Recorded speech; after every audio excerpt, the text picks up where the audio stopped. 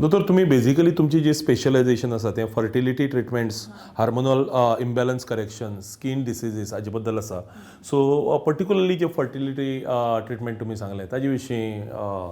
आमच्या पळोवप्यांक एखाद्या कितें फायदो जावपाक सो फर्टिलिटीन कशें आसा जेन्ना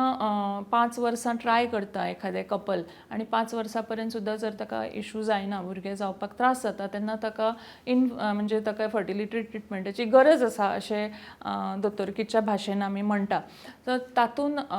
फर्टिलिटीन एक तर आमी गर्भसंस्कार करता म्हणजे गर्भसंस्कार हो फक्त गर्भवती जेन्ना स्त्री आसता तेन्नाच न्हय तर गर्भसंस्कार हो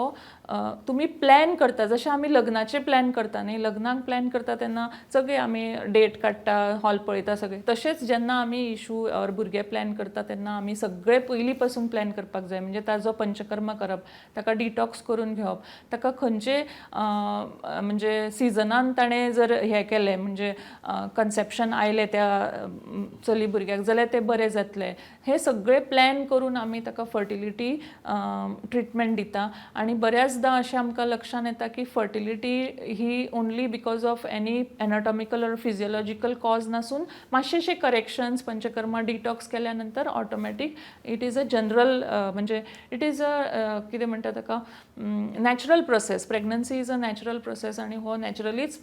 त्या बायलेक प्रेग्नन्सी रावता.